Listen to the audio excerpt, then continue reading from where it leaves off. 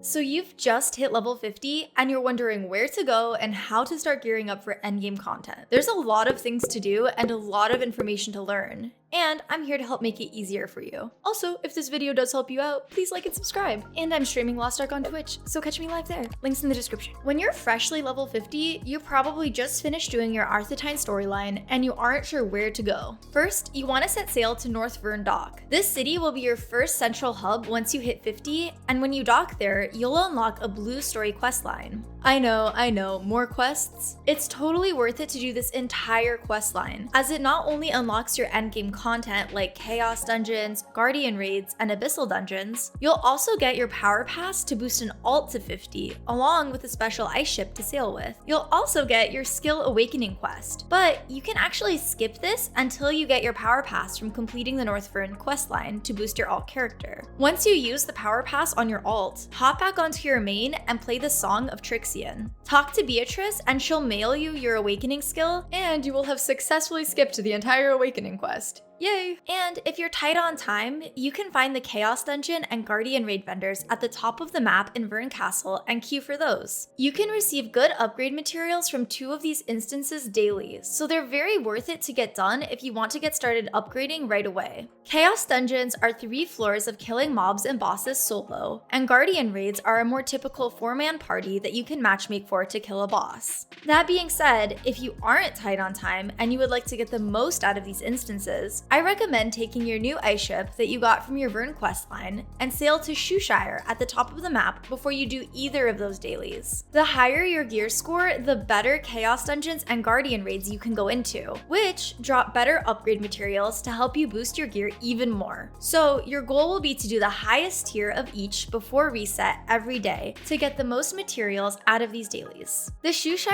questline is amazing to do on your main because it gives you a huge amount of upgrade materials as you go, along with a full 302 gear set. A quick note, boosted characters already have Shoeshire completed, so they won't be able to get materials from this questline. You're going to want to do the entire Shoeshire questline to get that gear set at the end, and the 302 gear set is a great place to start upgrading. Make sure that you use this full set. At this point, you'll probably have enough materials to get at least everything to +2, which will allow you to enter your first Abyssal Dungeon, which is a weekly dungeon. It also allows you to unlock your next Chaos Dungeon and Guardian Raid. After completing Shoeshire, you also unlock an Una's daily called Where It Belongs. This is one of the easiest to complete dailies, so it's worth picking up. Every day, you can complete 3 Una's dailies, which you can complete on all of your characters, which you should do to get the most rewards every week. I'll have another videos on dailies coming out soon. And again, if you're tight on time for the day, I recommend getting those dailies, and that weekly if you'd like, done for your upgrade mats. However, if you still have time and you still want to get your gear score higher for the day, stay tuned because I'm about to talk about islands. Islands will be the primary way to farm your upgrade mats on your main, especially when you don't have any more dailies to do. You can only get upgrade mats from these island quests once, so make sure you're doing them on your main. Completing certain islands will also reward you with Island Hearts, which is a collectible that will unlock useful account-bound upgrades, such as more skill points. To look at your collectibles, just use the hotkey Alt-L. You should get into islands as soon as you can, but the order you choose to do the islands in is all personal preference. I'm going to give you a few of the really good islands to get started with.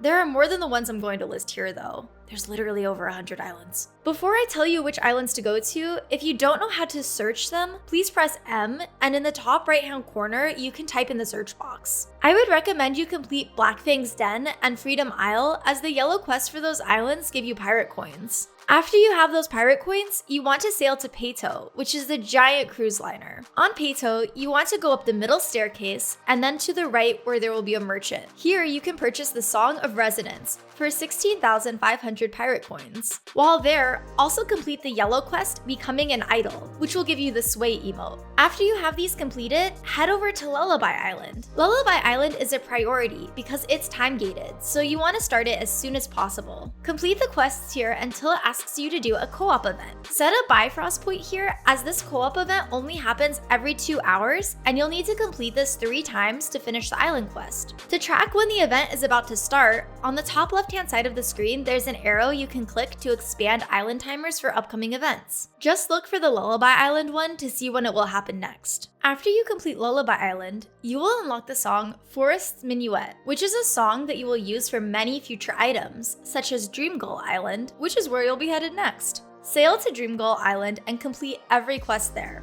You will need the Forest Minuet song and the Sway emote to complete this island, and this island will reward you with a ton of upgrade materials. After this, you can go to whichever islands you'd like. And at this point, you should be able to upgrade your gear a lot more to do higher gear score dailies. Some islands I recommend completing are Shadow Island, Panda Island, Starlight Isle, Serenity Isle, Toto Silver, Golden Wave Island, and White Wave Island, as these will all reward you with useful upgrade materials and engraving chests. I'd also like to mention that you should complete the Tower of Shadow, which is a tiered solo instance for upgrade materials. I recommend that you complete this the first time on your alt, and then come back to do it a second time on your main, because the second time rewards change to become useful upgrade materials.